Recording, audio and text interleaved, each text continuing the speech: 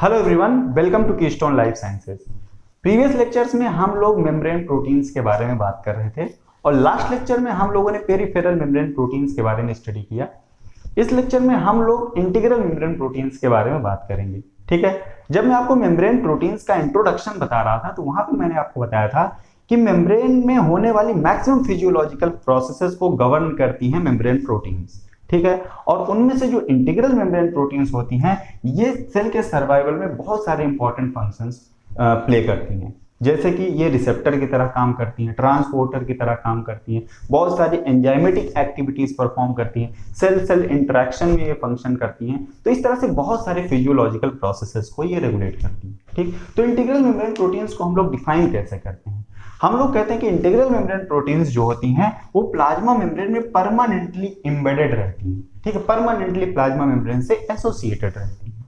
ठीक, तो जब कभी भी इंटीग्रल मेम्ब्रेन प्रोटीन्स की बात आती है तो हमारे दिमाग में सिर्फ एक स्ट्रक्चर बन के आता है और हम लोग ट्रांस मेम्ब्रेन प्रोटीन्स के बारे में सोचने लगते हैं। मतलब वो सारी प्रोटीन्स जो मेम्ब्रेन को स्पैन करती हैं उनको हम लोग इंटीग्रल मेम्ब्रेन प्रोटीन्स की तरह ट्रीट करते हैं, जबकि ये सही नहीं है। इंटीग्रल मेम्ब्रेन प्रोटीन्स वो सारी प्रोटीन्स होती हैं जिनका थोड़ा सा भी पोर्शन मेम्ब्रेन में एम्बेडेड हो, मतलब वो मेम्ब्रेन की हाइड्रोफोबिक कोर से एसोसिएटेड हो। अगर थोड़ा सा भी पोर्शन मेम्ब्रेन की हाइड्रोफोबिक कोर में अटैच हो रहा है, एसोसिएट हो रहा है, तो सारी प्रोटीन्स क्या होती हैं? इंटीग्रल मेम्ब्रेन प्रोटीन्स होती हैं। ठीक, इस चीज को समझाने के लिए मैंने यहाँ पे एक मेम्ब्रेन का स्ट्रक्चर ड्रॉ किया हुआ है। मैं आपको दिखाता हूँ कि इंटीग्रल मेम्ब्रेन प्रोटीन्स किस तरह से मेम्ब्रेन से एसोसिएटेड रहती हैं। तो ये अगर हमारी प्लाज्मा मेम्ब्रेन है, आप देख सकते हैं लिपिड बाइलेयर हो गई। ठीक है, प्लाज्मा मेम्ब्रेन में क्या होता है? लिपिड बाइलेयर और प्रोटीन्स। ठीक है, तो ये हमारी लिपिड बाइलेयर हो गई। ये हमारी आउटर मोनोलेयर है। ठीक है, मैंने आपको बताया था ये हमारी इनर मोनोलेयर है। ठीक, तो आउटर मोनोलेयर फेस करती है हमारे एक्स्ट्रासेलुलर मैट्रिक्स को। ठीक है, एक्वस एनवायरनमेंट, और जो हमारी इनर मोनोलेयर होती है वो फेस करती है साइटोसॉल को, एक्वस एनवायरनमेंट। ठीक है, तो जो इंटीग्रल मेम्ब्रेन प्रोटीन्स होती हैं वो मेम्ब्रेन में परमानेंटली एम्बेडेड होती हैं। अब एम्बेडेड होने का मतलब ऐसा भी हो सकता है कि वो सिर्फ एक लीफलेट में ही एम्बेडेड हो या फिर दोनों लीफलेट को स्पैन करें। ठीक है, दोनों ही कंडीशन में जो मेम्ब्रेन प्रोटीन्स होती हैं वो क्या होती हैं? इंटीग्रल मेम्ब्रेन प्रोटीन्स होती हैं। ठीक है, तो इंटीग्रल मेम्ब्रेन प्रोटीन्स जो होती हैं वो मेम्ब्रेन के हाइड्रोफोबिक कोर में जरूर उनका थोड़ा सा पोर्शन हाइड्रोफोबिक कोर से एम्बेडेड जरूर होगा। ठीक है, इस तरह की सारी प्रोटीन्स जो होती हैं उनको हम लोग कहते हैं इंटीग्रल मेम्ब्रेन प्रोटीन्स। ठीक, अब पहली बात जो मैंने आपको यहाँ पे बताया था इंटीग्रल मेम्ब्रेन प्रोटीन्स को जब मैं डिफाइन कर रहा था, मैंने कहा दे आर परमानेंटली एम्बेडेड। ठीक है, इसका मतलब ये हाइड्रोफोबिक कोर में घुसी हुई है। ठीक, तो जिस तरह से मैंने आपको बताया था कि अगर आपको पेरिफेरल मेम्ब्रेन प्रोटीन्स को आइसोलेट करना हो तो आप उसको माइल्ड सा ट्रीटमेंट देते हैं तो वो मेम्ब्रेन को छोड़ देती है और आइसोलेट हो जाती है। लेकिन इस यहाँ इंटीग्रल मेम्ब्रेन प्रोटीन के केस में क्या है कि ये प्रोटीन्स क्या है? मेम्ब्रेन में परमानेंटली एम्बेडेड है, मतलब यहाँ पे हाइड्रोफोबिक इंटरेक्शंस बहुत ही स्ट्रॉन्ग है। ठीक है, इस कंडीशन में क्या होगा? अगर हम माइल्ड सा ट्रीटमेंट दें इन प्रोटीन्स को आइसोलेट करने के लिए तो ये प्रोटीन आइसोलेट नहीं होती है। ठीक, इन प्रोटीन्स को आइसोलेट करने के लिए हमको इस पूरी मेम्ब्रेन को रप्चर करना पड़ेगा, पूरी मेम्ब्रेन को डिग्रेड करना पड़ेगा, तब कहीं जाके इंटीग्रल मेम्ब्रेन प्रोटीन्स को हम आइसोलेट कर पाएंगे। ठीक है, इसलिए हमें इन्हें ऐसे डिटर्जेंट से ट्रीट करना पड़ेगा जो कि नॉन पोलर नेचर के हों और लिपिड बाइलेयर में डिफ्यूज कर सकें। जब ये लिपिड बाइलेयर में डिफ्यूज कर जाएंगे तो हाइड्रोफोबिक इंटरेक्शन को डिसरप्ट कर देंगे और ये मेम्ब्रेन प्रोटीन्स बाहर आ जाएंगी। ऐसे ही एक डिटर्जेंट का एग्जाम्पल होता है ट्राइटॉन X100। ट्राइटॉन X100, अगर हम मेम्ब्रेन को ट्राइटॉन X100 से ट्रीट कर दें तो वो प्लाज्मा मेम्ब्रेन को डिसरप्ट कर देता है और ये मेम्ब्रेन प्रोटीन्स बाहर आ जाती हैं। ठीक है, तो अब यहाँ पे आप लोग देखिए, तो यहाँ पे दो तरह की मैंने आपको इंटीग्रल मेम्ब्रेन प्रोटीन बताई। एक तो एक सिंगल मोनोलेयर को स्पैन कर रही है और दूसरी इस पूरी की पूरी मेम्ब्रेन को स्पैन कर रही है।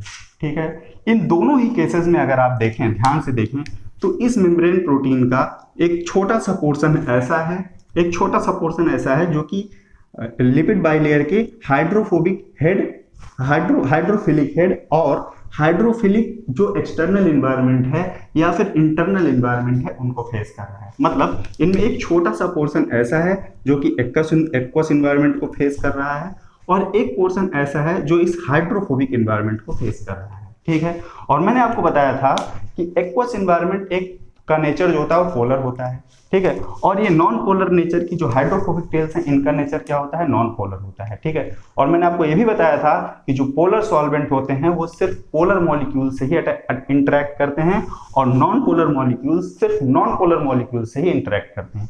इसका मतलब ये हुआ कि इस तरह की जितनी भी प्रोटीन होंगी जो मेम्ब्रेन को स्पैन कर रही होंगी, इनमें एक पोर्शन ऐसा होगा जहां पे हाइड्रोफोबिक अमीनो एसिड्स ज्यादा होंगे, मतलब वो पोर्शन हाइड्रोफोबिक होगा।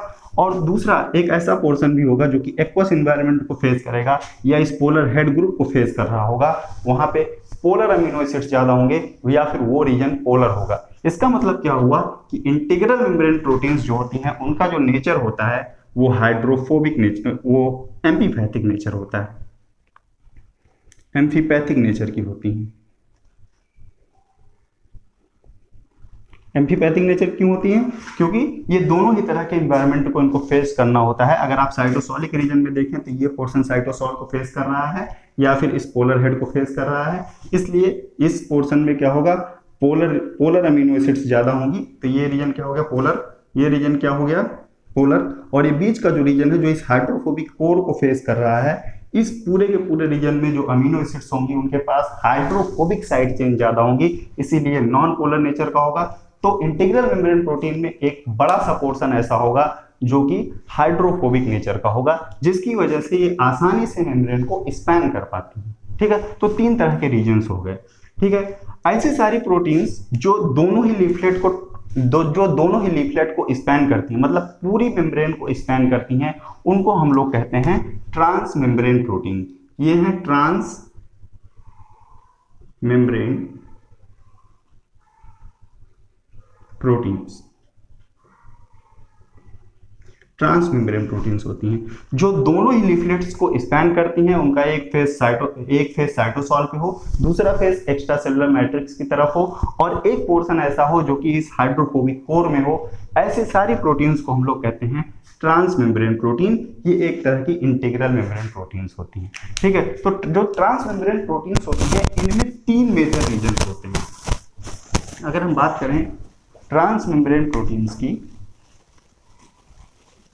ट्रांस मेम्ब्रेन प्रोटीन्स की अगर हम बात करें तो यहाँ पे तीन मेजर रीजन्स होते हैं।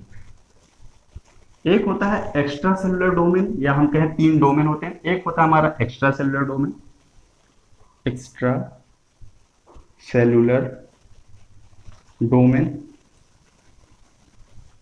दूसरा होता है हमारा एक हाइड्रोफोबिक डोमेन, या उसको हम लोग कहते हैं मेम्ब्रेन स्पैनिंग डोमेन, या फिर उसी को हम लोग कहते हैं transmembrane domain, trans membrane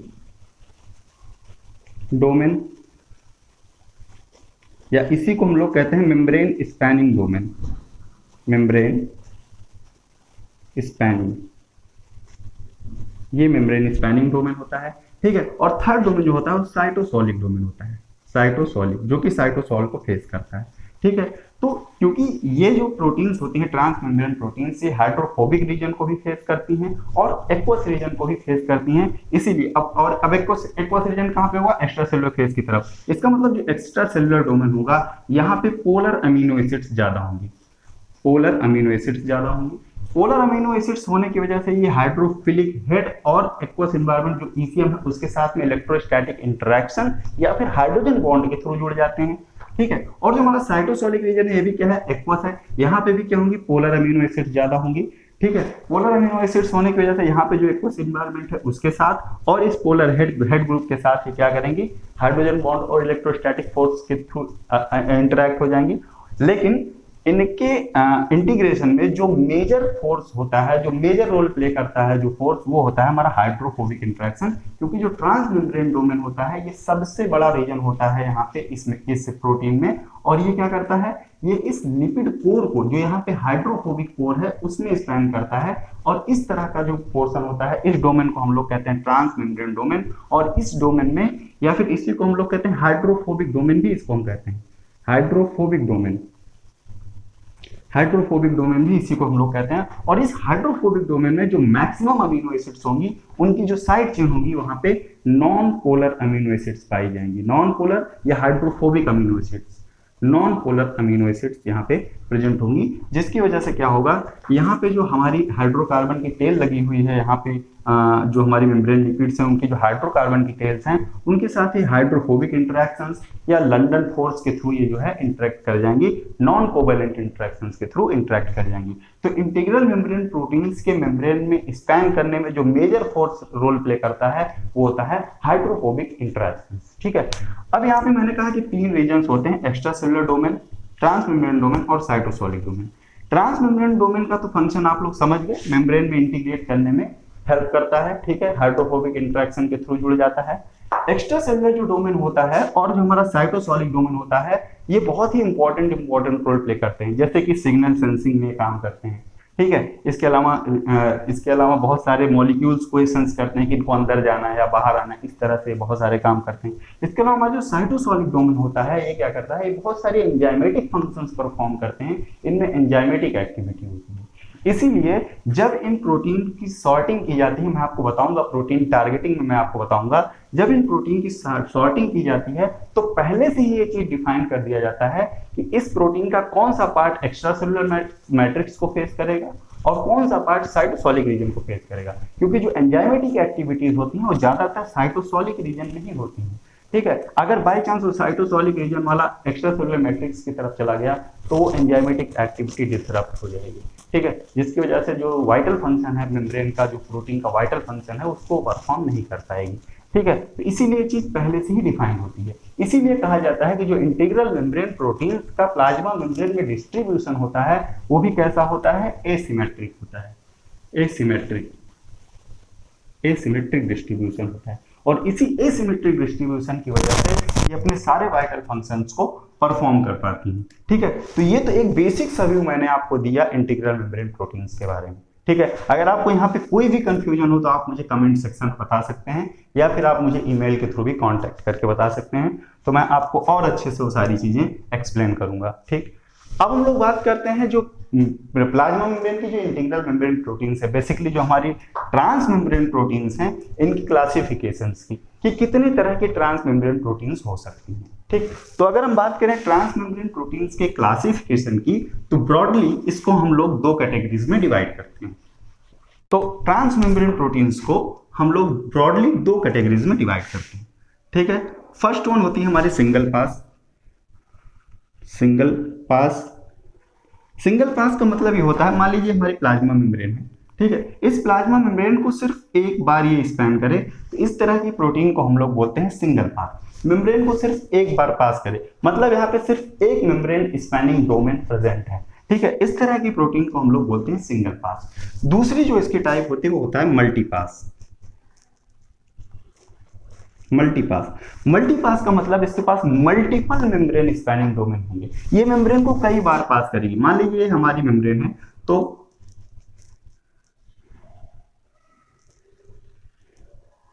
कुछ इस तरह से ये मेम्ब्रेन, ये बहुत सारे मेम्ब्रेन स्पैनिंग डोमेन है, ये बहुत सेवरल टाइम्स मेम्ब्रेन को स्पैन कर रही है, इसीलिए इसको हम लोग मल्टीपास नाम दे रहे हैं। ठीक है, तो 2 तरह की हमारी ट्रांस मेम्ब्रेन प्रोटीन्स हो गई, एक सिंगल पास, दूसरी मल्टीपास। ठीक है, अब सिंगल पास और मल्टीपास प्रोटीन्स को भी हम फर्दर क्लासिफाई करते हैं सेवरल टाइप्स में। ठीक है, तो सिंगल पास की अगर हम लोग बात करें तो सिंगल पास को हम लोग फर्दर 2 कैटेगरीज में क्लासिफाई करते हैं। ठीक है, सिंगल पास प्रोटीन्स को भी हम लोग फर्दर 2 कैटेगरीज में क्लासिफाई करते हैं। पहली होती है टाइप 1 और दूसरी होती है टाइप 2। ठीक है, और मल्टीपास प्रोटीन्स की अगर हम लोग बात करें तो मल्टीपास प्रोटीन्स को भी हम लोग फर्दर 2 कैटेगरीज में क्लासिफाई करते हैं, टाइप 3 और टाइप 4। ठीक, तो ये एक बेसिक सा क्लासिफिकेशन मैंने आपको बताया ट्रांस मेम्ब्रेन प्रोटीन्स का। ट्रांस मेम्ब्रेन प्रोटीन मैंने आपको बताया कि मेम्ब्रेन की दोनों लीफलेट को ये स्पैन करती हैं। ठीक है, दोनों लीफलेट को स्पैन करती हैं तो स्पैन करने की 2 कंडीशंस हो सकती हैं। एक तो सिंगल पास, मेम्ब्रेन को एक बार स्पैन करे, वहां पे single membrane spanning domain present होगा, और दूसरा मल्टी पास जहां पे multiple membrane spanning domains present हैं। ठीक है, सिंगल पास प्रोटीन को फर्दर हम लोगों ने क्लासिफाई किया 2 कैटेगरीज में। एक को हमने कहा टाइप 1 सिंगल पास प्रोटीन, दूसरी type 2 single pass transmembrane proteins. Multipass को मैंने बताया टाइप 3 मल्टीपास प्रोटीन्स और टाइप 4 मल्टीपास प्रोटीन्स। ठीक है, तो अब इन टाइप 1, टाइप 2, टाइप 3 और टाइप 4 में डिफरेंस क्या है उसके बारे में हम लोग थोड़ी सी बात कर लेते हैं। तो थोड़ा सा हम लोग बात कर लेते हैं टाइप 1, टाइप 2, टाइप 3 और टाइप 4 ट्रांसमेम्ब्रेन प्रोटीन्स की। ठीक है, तो मैंने आपको बताया था कि जो हमारी सिंगल पास ट्रांसमेम्ब्रेन प्रोटीन्स होती हैं वो दो तरह की हो सकती हैं, एक तो टाइप 1 और टाइप 2। आप देख सकते हैं टाइप 1 में भी single transmembrane spanning domain transmembrane domain है और टाइप 2 में भी सिंगल ट्रांसमेम्ब्रेन डोमेन है। ठीक है, तो दोनों में डिफरेंस क्या है? ठीक है, जो हमारी टाइप 1 ट्रांसमेम्ब्रेन प्रोटीन होती है उसका जो अमीनो टर्मिनस होता है वो कहाँ पे होता है? ईसीएम की तरफ, और जो हमारा कार्बोक्सी टर्मिनस होता है वो साइटोसोल की तरफ है। ठीक है, तो टाइप 1 में क्या है? एक सिंगल ट्रांस स्पैनिंग डोमेन है, सिंगल ट्रांस मेम्ब्रेन डोमेन है। ठीक है, और इस सिंगल ट्रांस मेम्ब्रेन डोमेन में जो हमारा अमीनो टर्मिनस है, अमीनो टर्मिनस जो हमारा है, अमीनो टर्मिनस वो हमारा ईसीएम की तरफ है, वो हमारा कहां पे है? ईसीएम की तरफ, ईसीएम की तरफ है। और जो हमारा कार्बोक्सी टर्मिनस है वो कहां पे है? साइटोसोल की तरफ, साइटोसोल की तरफ। ये हमारे टाइप 1 ट्रांसमेम्ब्रेन प्रोटीन्स की प्रॉपर्टीज होती हैं। ठीक है, टाइप 2 में भी आप देख सकते हैं सिंगल ट्रांसमेम्ब्रेन डोमेन है, यहां पे भी क्या है? सिंगल ट्रांसमेम्ब्रेन डोमेन है। ठीक है, इसके अलावा यहां पे जो हमारा अमीनो टर्मिनस है वो हमारा है साइटोसोल की तरफ, अमीनो टर्मिनस हमारा साइटोसोल की तरफ है, और हमारा जो कार्बोक्सी टर्मिनस है वो कहां पे है? ईसीएम की तरफ है। ठीक है, तो ये डिफरेंस होता है टाइप 1 और टाइप 2 ट्रांसमेम्ब्रेन प्रोटीन्स में, टाइप 1 और टाइप 2 ट्रांसमेम्ब्रेन प्रोटीन्स में। ठीक है, वीडियो को आप लोग रिवाइंड करके देखिएगा, आपको समझ में आएगा। ठीक है, यहाँ पे मैंने बना के दिखाया भी हुआ है। अब हम पहुंचते हैं मल्टी पास ट्रांसमेम्ब्रेन प्रोटीन्स। तो यहाँ पे मैं लिख देता हूं, ये हमारी सिंगल पास है, सिंगल पास ट्रांसमेम्ब्रेन प्रोटीन्स हैं, एक ये है और दूसरी ये है। ठीक है, और अब हम पहुंचते हैं मल्टी पास पे, मल्टी पास ट्रांसमेम्ब्रेन प्रोटीन्स पे। तो मल्टी पास ट्रांसमेम्ब्रेन प्रोटीन में टाइप 3 है हमारी और टाइप 4 है हमारी। अब बात करते हैं टाइप 3 की।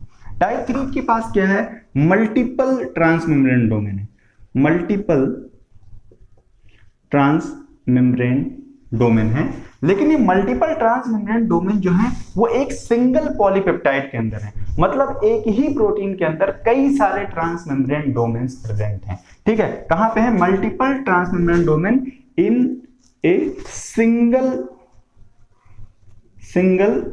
पॉलीपेप्टाइड, एक सिंगल पॉलीपेप्टाइड के पास ही मल्टीपल ट्रांसमेम्ब्रेन डोमेन है। इस तरह की जो हमारी ट्रांसमेम्ब्रेन प्रोटीन है उसको हम रखते हैं टाइप 3 की कैटेगरी में। ठीक है, अब नेक्स्ट हमारा आता है टाइप 4। टाइप 4 में क्या है? यहां पे भी बहुत सारे ट्रांसमेम्ब्रेन डोमेन्स हैं, लेकिन ये सारे ट्रांसमेम्ब्रेन डोमेन्स जो हैं वो अलग अलग पॉलीपेप्टाइड्स के हैं। ठीक है, यहां पे क्या होता है? यहां पे सेवरल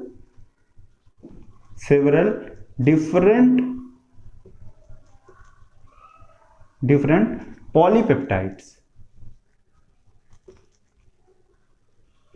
सेवरल डिफरेंट पेप्टाइड्स हैं जिनके मल्टीपल ट्रांसमेम्ब्रेन डोमेन्स हैं, मल्टीपल ट्रांसमेम्ब्रेन डोमेन्स आपस में एसोसिएटेड है। यहां पे क्या है? सेवरल डिफरेंट पॉलीपेप्टाइड्स के मल्टीपल ट्रांसमेम्ब्रेन डोमेन्स जो हैं वो आपस में एसोसिएट होके एक सिंगल फंक्शन परफॉर्म कर रहे हैं। इस तरह की जो हमारी ट्रांसमेम्ब्रेन प्रोटीन्स है उनको हम लोग टाइप 4 की कैटेगरी में रखते हैं। ठीक है, तो ये तो हमारी type 1, type 2, type 3, type 4 transmembrane proteins हो जाती हैं। लेकिन आपको कुछ बुक्स में ये भी देखने को मिलेगा कि एक टाइप 5 इंटीग्रल मेम्ब्रेन प्रोटीन्स भी होती हैं। ठीक है, टाइप 5 इंटीग्रल मेम्ब्रेन प्रोटीन्स में उन प्रोटीन्स को उन लोगों ने रखा है जिनको हम लोगों ने एंकर्ड प्रोटीन्स के सेक्शन में स्टडी जिनकी हम लोगों ने किया था। जो एंकर्ड प्रोटीन थी, fatty acid link protein, GPI link protein, उनको उन लोगों ने रखा है टाइप 5 इंटीग्रल मेम्ब्रेन प्रोटीन्स में। ठीक है, तो उसमें कोई कंफ्यूज होने वाली बात नहीं है। अभी इस पे बहुत सारे मत हैं। बहुत लोग कहते हैं कि इंटीग्रल मेम्ब्रेन प्रोटीन्स के साथ में एंकर्ड प्रोटीन्स को रखा जाए, बहुत सारे लोग कहते हैं पेरिफेरल मेम्ब्रेन प्रोटीन्स के साथ में उनको रखा जाए, और मैंने इसीलिए उसको अलग से बता दिया आपको कि वो एंकर्ड प्रोटीन्स हैं, वो डिफरेंट टाइप्स के ग्रुप्स के साथ में एंकर्ड होती है। ठीक है, तो उसमें कंफ्यूज होने वाली बात नहीं है। आपसे जब क्वेश्चन पूछा जाएगा तो उनकी लोकेशन के बारे में ही पूछा जाएगा, इंटीग्रल है कि पेरिफेरल है इसके बारे में क्वेश्चन आपसे नहीं पूछा जाएगा। लेकिन बाई चांस अगर क्वेश्चन आता है तो आप लोग ध्यान में रखिएगा कि उसको बहुत सारी बुक्स में टाइप 5 इंटीग्रल मेम्ब्रेन प्रोटीन्स की तरह ट्रीट किया जाता है। ठीक है, तो अब हम लोग बात करते हैं इंटीग्रल मेम्ब्रेन प्रोटीन्स की टोपोलॉजी के बारे में। एक इंपॉर्टेंट टॉपिक है मेम्ब्रेन प्रोटीन टोपोलॉजी, उसके बारे में हम लोग बात करते हैं विद एग्जांपल। तो बात करते हैं मेम्ब्रेन प्रोटीन टोपोलॉजी के बारे में। ठीक है, तो टोपोलॉजी कहते किसको है? ठीक है, सबसे पहले ये चीज हम जान लेते हैं कि टोपोलॉजी है क्या। तो यहाँ पे मैंने एक छोटी सी डिफिनेशन लिखा हुआ है, membrane topology is defined as the localisation of protein relative to membrane या प्लाज्मा मेम्ब्रेन। ठीक है, मेम्ब्रेन में उस प्रोटीन का लोकलाइजेशन कैसा है, इसके बेसिस पे हम लोग उनको डिफरेंट टोपोलॉजीज की कैटेगरी में डिवाइड करते हैं। ठीक है, तो टोपोलॉजी का मतलब ये होता है कि मेम्ब्रेन प्रोटीन किस तरह से मेम्ब्रेन में डिस्ट्रीब्यूटेड हैं या वो किस तरह से वहां पे लोकलाइज्ड हैं, इसी चीज को हम लोग कहते हैं मेम्ब्रेन प्रोटीन टोपोलॉजी। तो टोपोलॉजी के अकॉर्डिंग जो मेम्ब्रेन प्रोटीन्स होती हैं या इंटीग्रल मेम्ब्रेन प्रोटीन्स होती हैं उनको 3 क्लासेस में डिवाइड किया जाता है। एक होती है मोनोटॉपिक इंटीग्रल मेम्ब्रेन प्रोटीन्स, दूसरी होती है बाइटॉपिक इंटीग्रल मेम्ब्रेन प्रोटीन्स और तीसरी होती है पॉलीटॉपिक इंटीग्रल मेम्ब्रेन प्रोटीन्स। ठीक है, तो टोपोलॉजी के अकॉर्डिंग मोनोटॉपिक, बाइटॉपिक एंड पॉलीटॉपिक 3 कैटेगरीज में इनको डिवाइड किया जाता है। ठीक है, अब मैं आपको बना के दिखाता हूं कि किन को हम मोनोटॉपिक कहेंगे, किन प्रोटीन्स को हम लोग मोनोटॉपिक कहेंगे, किस तरह के लोकलाइजेशन को हम लोग बाइटॉपिक नेचर में रखेंगे और किस तरह के लोकलाइजेशन को हम लोग पॉलीटॉपिक की कैटेगरी में रखेंगे। ठीक है, तो उसको बना के मैं आपको दिखाने की कोशिश करता हूं। तो हम लोग मेम्ब्रेन प्रोटीन्स की टोपोलॉजी के बारे में बात कर रहे थे और मैंने आपको बताया कि मेम्ब्रेन प्रोटीन्स के लोकलाइजेशन के अकॉर्डिंग हम लोग उनको 3 कैटेगरीज में डिवाइड करते हैं। एक होती है मोनोटॉपिक, दूसरी होती है बाइटॉपिक और तीसरी होती है पॉलीटॉपिक। ठीक है, तो अब हम लोग देखते हैं कि मोनोटॉपिक, बाइटॉपिक और पॉलीटॉपिक प्रोटीन्स किस तरह से मेम्ब्रेन में डिस्ट्रीब्यूटेड होती हैं, कब हम उनको मोनोटॉपिक कहेंगे, कब बाइटॉपिक कहेंगे और कब पॉलीटॉपिक कहेंगे, इसके बारे में हम लोग बात करते हैं। ठीक है, तो यहाँ पे मैंने एक मेम्ब्रेन बनाया हुआ है। ठीक है, उस मेम्ब्रेन में मैंने आपको लिपिड बाइलेयर दिखाया हुआ है, आप लोग देख सकते हैं यहाँ पे ब्लैक कलर से lipid bilayer, outer monolayer, inner monolayer. ठीक है, और इसमें मैंने आपको प्रोटीन्स का डिस्ट्रीब्यूशन भी दिखाया है, डिफरेंट टाइप्स की प्रोटीन्स यहाँ पे डिस्ट्रीब्यूटेड है। ठीक है, इसके अलावा मैंने यहाँ पे जो हमारा साइटोसोलिक रीजन है उसको भी यहाँ पे शो किया हुआ है और यहाँ पे हमने ईसीएम को भी शो किया हुआ है। एक बात आप लोग हमेशा याद रखिएगा, जब भी कभी आप सेल मेम्ब्रेन का स्ट्रक्चर ड्रॉ करें तो हमेशा उसमें ये चीज मेंशन जरूर करें कि किस फेज पे आप साइटोसोल दिखा रहे हैं और किस फेज पे आप एक्स्ट्रा सेलुलर मैट्रिक्स दिखा रहे हैं। ये बहुत इंपॉर्टेंट होता है। ठीक है, ये एक जेन्युइन मेथड भी है मेम्ब्रेन्स को ड्रॉ करने का। ठीक है, तो इसलिए मैंने यहाँ पे पूरे रूल और रेगुलेशन के साथ एक मेम्ब्रेन का स्ट्रक्चर बनाया हुआ है आपको जस्ट समझाने के लिए। ठीक है, यहाँ पे आप लोग पहली कंडीशन देखिए, यहाँ पे मैंने दिखाया है कि एक प्रोटीन सिर्फ एक सिंगल मोनोलेयर को ही स्पैन कर रही है। ठीक है, ऐसी सारी इंटीग्रल मेम्ब्रेन प्रोटीन्स जो कि एक सिंगल मोनोलेयर को स्पैन करें, स्पैन्स ओनली वन मोनोलेयर, जो कि सिर्फ एक सिंगल मोनोलेयर को स्पैन करे, ऐसी सारी प्रोटीन्स को हम लोग मोनोटॉपिक प्रोटीन की कैटेगरी में रखते हैं। ठीक है, ऐसी प्रोटीन जो प्लाज्मा मेम्ब्रेन की एक लीफलेट को या एक मोनोलेयर को स्पैन करे उसको हम लोग मोनोटॉपिक की कैटेगरी में रखते हैं और इसका एग्जांपल होता है COX-2। COX-2 आपको पता होगा, दे आर द साइक्लोऑक्सीजिनेजेस।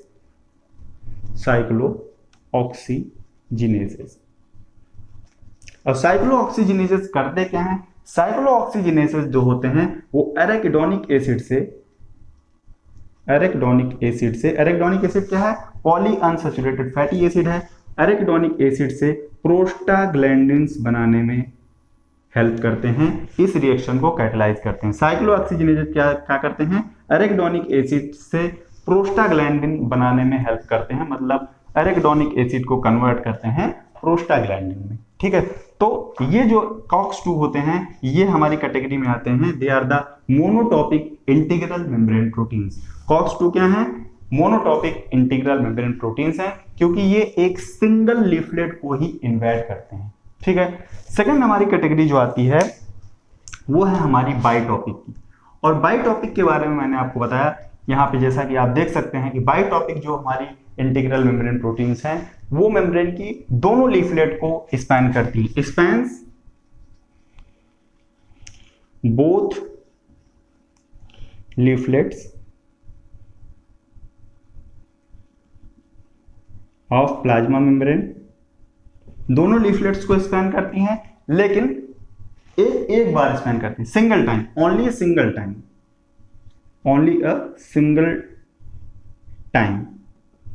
ये दोनों ही मोनोलेयर को स्पैन करती हैं, लेकिन सिर्फ एक बार स्पैन करती हैं, मतलब इनके पास सिर्फ एक ही मेम्ब्रेन स्पैनिंग डोमेन पाया जाता है। तो अब आप लोग कॉमन सेंस से ये दिमाग लगा सकते हैं कि जो हमारी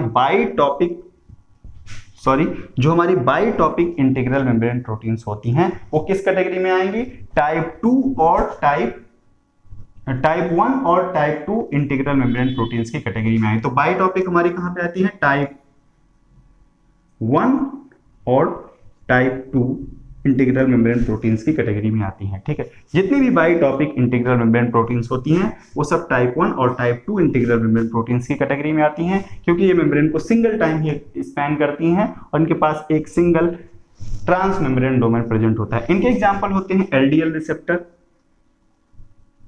इंसुलिन रिसेप्टर, इसके अलावा ग्लाइकोफोरिन एटसेट्रा, ये सारे एग्जाम्पल होते हैं बायोटॉपिक इंटीग्रल मेम्ब्रेन प्रोटीन्स के। ये दोनों ही लीफलेट को स्पैन करती हैं, लेकिन एक ही बार स्पैन करती हैं। ठीक है, इनको टाइप 1 और टाइप 2 इंटीग्रल मेम्ब्रेन प्रोटीन्स की कैटेगरी में रखा जाता है। ठीक, उसके बाद हमारा नेक्स्ट आता है पॉलीटॉपिक। पॉलीटॉपिक क्या करते हैं, spans both monolayer multiple times,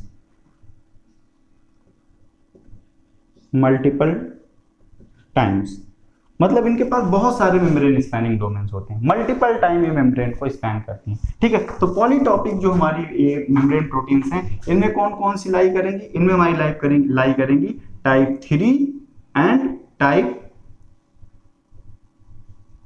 4 integral transmembrane proteins. ठीक है, टाइप 3 और टाइप 4 कहां पे आएंगी, पॉलीटॉपिक में आएंगी। पॉलीटॉपिक क्या होती है, spans both the monolayer multiple times. ठीक है, इनके एग्जांपल्स होते हैं जीपीसीआर और कुछ चैनल्स। ठीक है, जीपीसीआर सर्पेंटाइन रिसेप्टर होता है, आपको पता होगा। इसी तरह से ग्लूट4 ये भी मल्टीपल टाइम्स मेम्ब्रेन को स्पैन करते हैं। ठीक है, ये सारे एग्जांपल्स मैं आगे चल के आपको बताऊंगा, इनके फंक्शंस के बारे में भी आगे चल के हम लोग डिस्कस करेंगे। ठीक है, ये सारी बातें हम लोग आगे चल के बहुत डिटेल में इन सारी चीजों के बारे में बात करेंगे। ठीक है, तो ये तो हमारी थी मेम्ब्रेन प्रोटीन टोपोलॉजी का एक बेसिक सा व्यू मैंने आपको दिया है। ठीक है, अब हम लोग थोड़ी सी बात कर लेते हैं कि ये जो इंटीग्रल मेम्ब्रेन प्रोटीन्स होती है इनका फंक्शन क्या होता है। एक फ्लो चार्ट के फॉर्म में, कुछ पॉइंट्स के फॉर्म में मैं आपको बता देता हूं।